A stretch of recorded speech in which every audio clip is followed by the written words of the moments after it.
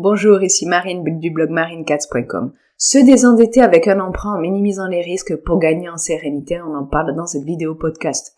Il n'est pas question ici de vous proposer quelque chose de pointu sur les finances et les investissements, ni de vous dire d'absolument faire ceci ou cela. Je ne vous donne pas de conseils sur les finances, je ne dis pas qu'il faut faire ceci ou cela. Simplement, la solution que je vais partager avec vous, je l'ai moi-même appliquée. Je suis vraiment pas une experte des finances, Voilà. Ne prenez pas pour argent comptant ce que je vous dis sur des placements ou des ci, des ça. Je partage uniquement mon expérience. Pourquoi j'ai adopté cette solution? Et je ne prétends ni à l'exhaustivité, ni à l'expertise, ni à la solution idéale qui s'applique à tout le monde. Et si vous recherchez une forte rentabilité, que vous aimez prendre des risques, ou tout simplement la meilleure façon qui soit d'utiliser votre argent pour maximiser vos profits, eh bien, ce podcast ne s'adresse probablement pas à vous. Le fait est que je vois beaucoup de personnes depuis quelque temps s'inquiéter de l'état de la France, de son endettement. Ils se font du souci pour leur épargne, surtout quand ils entendent de ci, de là des propos évoquant le fait de mobiliser l'épargne de Français, de piocher dans l'épargne, etc.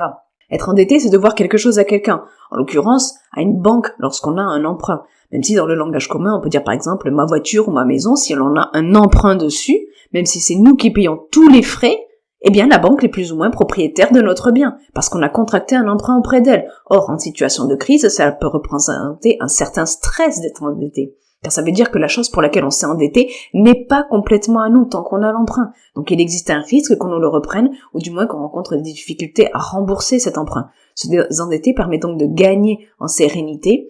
On est vraiment propriétaire, et ainsi on ne doit rien à personne. D'un autre côté, on peut avoir de l'épargne. Et si c'est pas le cas, je vous invite vraiment à écouter cette vidéo jusqu'à la fin. Dans la situation actuelle, on peut craindre de conserver l'épargne. C'est légitime. Et quoi qu'il en soit, en situation d'inflation, comme actuellement, l'épargne que l'on a tendance à perdre de la valeur, surtout si elle est peu rémunérée, comme sur les livrets réglementés défiscalisés, tels que les livrets A, les DS ou LEP en France. Alors oui, on peut placer son argent ailleurs pour qu'il rapporte plus, mais c'est pas de ça dont il s'agit ici. Je ne vous parle pas de ça. Parce que cette épargne, elle est souvent immédiatement pas disponible. Ce qui est problématique en cas d'imprévu si on doit piocher dedans. Et en plus, ça comporte un risque. Or, il y a beaucoup de personnes qui préfèrent ne pas prendre de risque avec l'argent qu'ils ont durement économisé parce qu'ils n'en ont pas tant que ça de compter fondamentalement.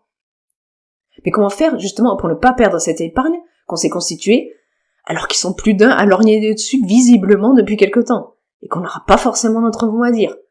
Alors, je vous donne pas la solution miracle, loin de là. Beaucoup de critères entrent en jeu, mais encore une fois, je ne vous dis pas de faire ce que je partage ici avec vous, et je simplifie. Mais pour se désendetter et être moins stressé avec l'argent, d'ailleurs j'ai fait une série de vidéos sur comment être moins stressé, comment mieux gérer son argent pour être moins stressé, vous la retrouvez en bas dans la description, sous ce podcast, et vous retrouverez aussi à cet endroit-là les autres vidéos complémentaires sur le sujet que je pourrais évoquer ici. Donc une solution simple pour se désendetter et être moins stressé avec l'argent, c'est de rembourser son emprunt avec son épargne. Ça s'appelle un remboursement anticipé. Et des règles s'appliquent, elles peuvent être différentes selon les banques. Donc je détaille ça dans l'article beaucoup plus complet à cette vidéo. Vous avez le lien, ce vidéo podcast, vous avez le lien en bas dans la description sous la vidéo si vous voulez aller voir cet article et creuser le sujet. Mais en fait, il n'est pas nécessaire de rembourser intégralement un emprunt pour obtenir les bénéfices de cette solution. Alors attention, je ne vous conseille vraiment pas, et là pour le coup c'est un conseil que je vous donne, de rembourser partiellement ou intégralement un prêt avec l'épargne de précaution, ce qu'on peut appeler un matelas de sécurité. C'est très important de conserver ça pour les moments difficiles. Beaucoup de gens connaissent cette solution de rembourser par anticipation. Souvent ils optent pour la réduction de la durée d'emprunt qui peut par exemple passer de 25 ans à 22 ans. C'est intéressant. Mais pour mon cas personnel, j'ai préféré une autre solution que je trouve plus avantageuse. C'est mon opinion, ok? Vous n'êtes pas obligé de la partager. Cette solution, je trouve qu'elle est plus avantageuse parce qu'elle me permet d'obtenir des bénéfices immédiats et non pas d'attendre des années pour voir le bénéfice. Parce que là, à l'instant T, que votre emprunt se termine dans une vingtaine d'années à quelques années près, ça change rien pour vous là, tout de suite, maintenant, concrètement. Alors bien sûr, ça apporte un certain soulagement et c'est déjà ça. Franchement, c'est déjà ça. Mais moi, je trouvais ça insuffisant, le fait de me départir d'une partie de mon épargne pour rembourser un emprunt si je voyais les effets que dans plusieurs années, vous voyez. Donc la solution que j'ai privilégiée, c'est de rembourser partiellement par anticipation, mais avec pour contrepartie de réduire non pas la durée de mon emprunt, mais mes mensualités. Pour moi, je trouvais ça beaucoup plus intéressant parce que ça me permettait de cumuler les avantages d'un remboursement anticipé, tout en me permettant d'être plus sereine. En effet, se départir d'une partie de son épargne, c'est pas anodin. Qu'est-ce qu'on fait en cas de coup dur? Est-ce qu'on a mis vraiment assez de matelas de sécurité? Bon, c'est un matelas de sécurité, mais on peut pas tout prévoir. On peut pas prévoir les énormes super méga grosses tuiles, surtout si elles s'enchaînent. Donc, le matelas de sécurité, il est là pour ça. Mais moi, je gagne en tranquillité si je suis en capacité d'en avoir plus que le matelas de sécurité. Je gagne en tranquillité ainsi qu'en liberté. Donc, voici les avantages, quelques-uns des avantages de réduire le montant du prêt remboursé chaque mois. Certains concernent aussi l'option de la durée du prêt. Donc vous avez une baisse du montant global de l'emprunt, vous devez moins à la banque, vous devenez un peu plus propriétaire de votre bien, vous réduisez vos intérêts, vous regardez votre échéancier, vous demandez à votre banque. Le montant total des intérêts peut être énorme au bout du compte, vraiment énorme. Donc se désendetter permet de gagner des centaines à milliers d'euros en remboursant par anticipation. Vous pouvez diminuer le montant de l'assurance de prêt. Un prêt moins élevé, c'est moins d'argent à assurer. Donc ça aussi, ça vous réduit les coûts. Justement, vous faites une réduction des frais fixes immédiate. Et pas dans X années, puisque les mensualités du prêt sont plus faibles, dès maintenant. Ça vous donne de l'air au quotidien, mais pas que. Ça vous permet aussi d'augmenter immédiatement votre capacité d'épargne. Ces 2 points, c'était vraiment important pour moi. Réduire mes frais fixes, c'était directement gagner en sécurité et en liberté. Concrètement, ça implique qu'on a besoin de moins d'argent par mois absolument nécessaire pour payer les factures et tout simplement pour vivre. Mais aussi, ça me permettait de reconstituer plus rapidement mon épargne au-delà de mon épargne de sécurité, de mon matelas de sécurité. En effet, j'ai fait le choix de ne pas risquer de tomber dans le piège de l'adaptation hédonique. J'en parle dans des vidéos.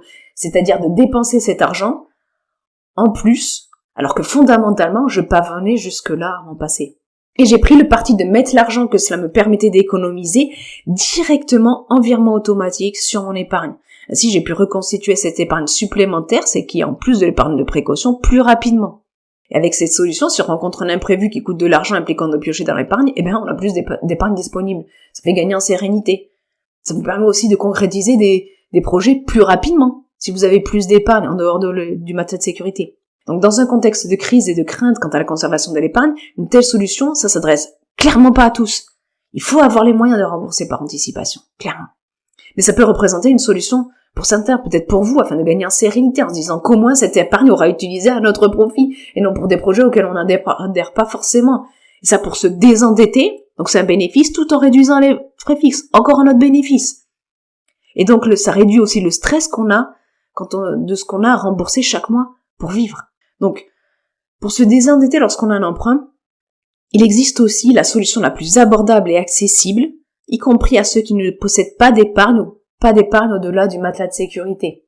Dans la même optique de désendettement, selon l'écart entre votre taux de prêt et ceux pratiqués actuellement, vous pouvez voir avec votre banque si elle est en mesure de vous accorder une baisse du taux de votre prêt. Par exemple, si votre prêt était à 4%, mais qu'il vous reste encore pas mal d'années à rembourser, sûrement que votre banque elle est en mesure de vous proposer un taux d'intérêt beaucoup plus intéressant.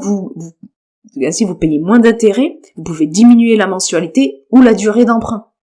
Vous voyez? Donc c'est intéressant. Ou peut-être voir avec une autre banque, si une autre banque peut vous permettre de faire ça. Ça aussi c'est avantageux. Et c'est vraiment la première piste à privilégier pour se désendetter, et c'est ce que j'avais fait en premier d'ailleurs, au-delà du fait de rembourser par anticipation en réduisant mes mensualités. Et vous, dites-moi dans les commentaires ci-dessous, est-ce que vous êtes endetté? Est-ce que vous aimeriez vous désendetter? Quelle solution avez-vous ou allez-vous utiliser? Partagez ça dans les commentaires ci-dessous.